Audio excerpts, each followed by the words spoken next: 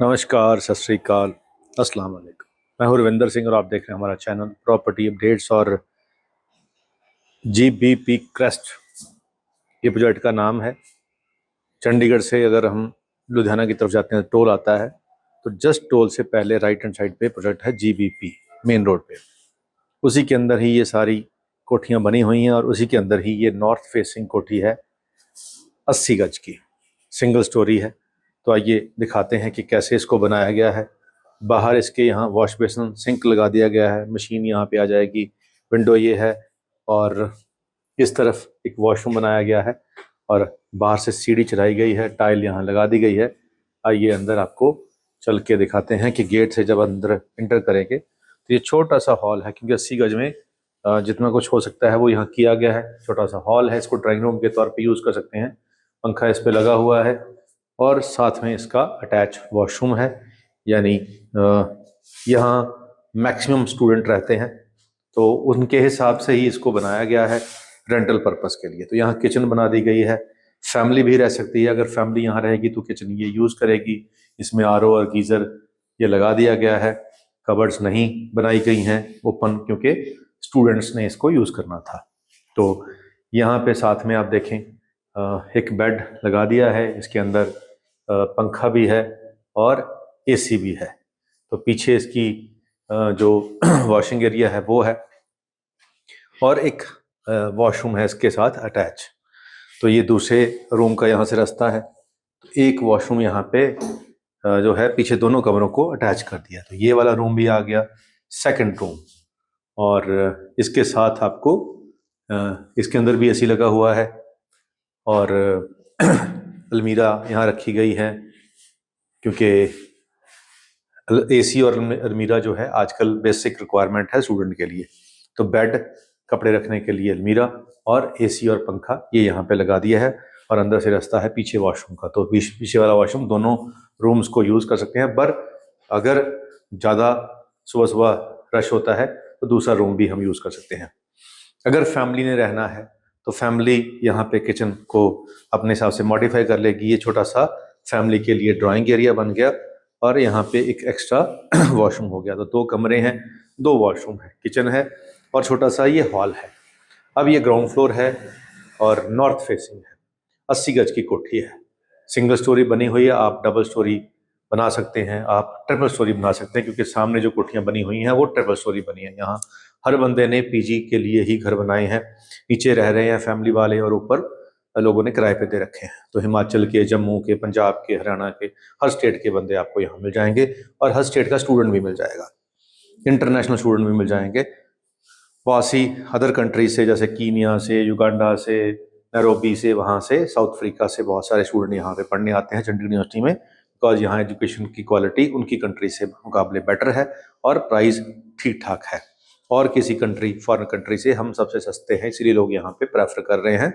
जो हमसे कमज़ोर कंट्रियाँ हैं वो इंडिया में पढ़ने को प्रेफरेंस दे रही हैं, क्योंकि यहाँ का क्वालिटी ऑफ एजुकेशन काफ़ी अच्छा है। तो अब वो स्टूडेंट भी यहाँ पे रेंट पे रहेंगे। अगर आप अपने लिए कुछ छोटा सा घर ढूंढ रहे थे और वो भी मेन रोड के ऊपर, गेटेड सोसाइटी के अंदर, अप्रूव्ड सोसाइटी के अंदर, अप्रूव्ड कॉलोनी के अंदर, प्लॉट भी अप्रूव हो, नक्शा भी पास हो, बैंक लोन भी मिल जाए, तो यहाँ पे सब कुछ मिल जाएगा। और अगर थोड़े पैसे और होंगे तो छतें बना के दो और आप उसको किराए पे चढ़ा सकते हैं।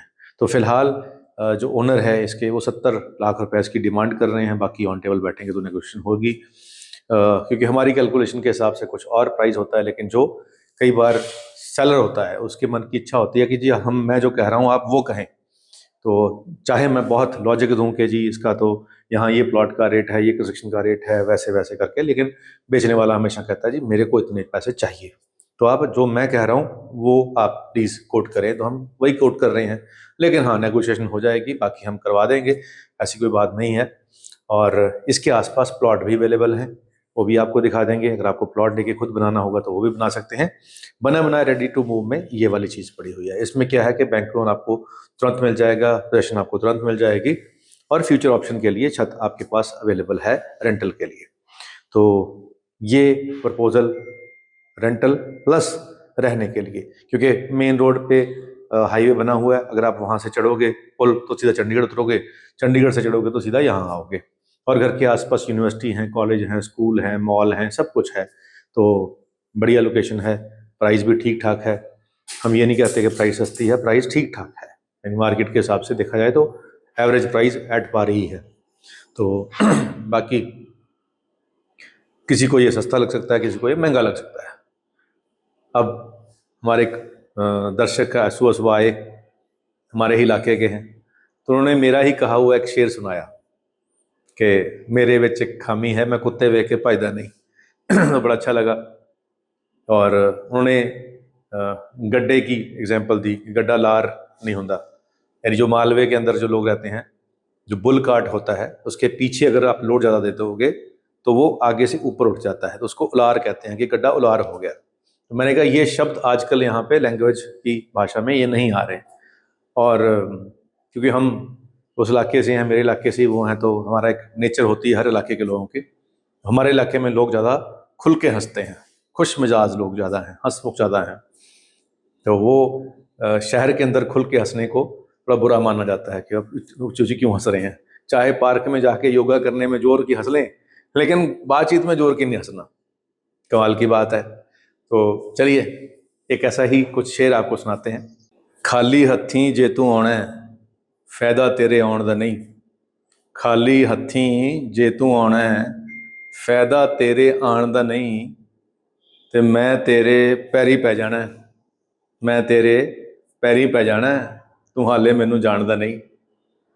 और जब बच्चा थी और वो लड़की के पीछे गया लड़का कोई, तो लड़की ने बारों बार कुछ लड़के भेजे और उसकी पिटाई कर दी। वो आगे से कहता है शायर जो आशिक है, कहता बारों बार ही मुंडे पवाते, बारों बार ही मुंडे पवाते, तरीका ये समझाने का नहीं, कि ये तरीका समझाने का नहीं, वैसे बताते जूते क्यों मरवाए मेरे। तो आजकल ये भी ट्रेंड चल रहा है कि बारों बार ही कम हो जाता है, पेरेंट्स तक गल ही नहीं जाती। चलो ये हास्य मजाक वाली गल है। इस लोकेशन के उत्ते नौजवान बच्चे ज़्यादा हैं, तो उनके जैसा ही ये शेर है कि वो ऐसा ही कुछ करते हैं, रोज़ लड़ाइयाँ झगड़े यहाँ होते हैं। और शाम को कॉलोनी वाले कई बार फ़ोन करते हैं पुलिस को, तो पुलिस वाले पूछते हैं कहाँ से बोल रहे हो, तो वो कहते हैं जी इस कॉलोनी से बोल रहे हैं। तो कहते हैं क्या मसला है, कह रहे हैं यहाँ स्टूडेंट लड़ रहे हैं, बाहर घूम रहे हैं और आपस में लड़ रहे हैं बहुत सारे, तो आप आ जाओ जल्दी जल्दी। तो पुलिस आती नहीं, और फिर उन्होंने फ़ोन किए, फिर नहीं पुलिस आई, फिर गए, फिर रात को 11-12 बजे फिर मेरे को फ़ोन आया, कह रहा है जी हमारे वहाँ लड़ाई हो रही है और हम पुलिस को फ़ोन कर रहे हैं और पुलिस वाले आ नहीं रहे। जब मैंने फ़ोन किया वो कह रहे हैं भाजी रोज़ का काम है, थोड़ी देर बाद साले आप पे पै जाएंगे लोग। तो इन्होंने कुछ नहीं कर सकते, की करांगे, इतने सानों भी टाइम वेस्ट करनगे, फिर सिफारिशां आउणगियां, छड्डने फिर पैने हैं, तो आपे ही इधर उधर हो जाएंगे। थोड़ी देर पता लगा कि वो कुछ देर लड़े और उसके बाद सब अपने अपने चले गए ठिकानों पे। तो ये रोज़ का काम है यहाँ पे। तो नौजवान जो हैं आज के, जो पढ़ने आते हैं कुछ लोग यहाँ पे, और कुछ सिर्फ मौज मेले करने आते हैं। दोनों तरह के बच्चे हैं, पढ़ने वाले भी हैं, मौज मेले वाले भी हैं।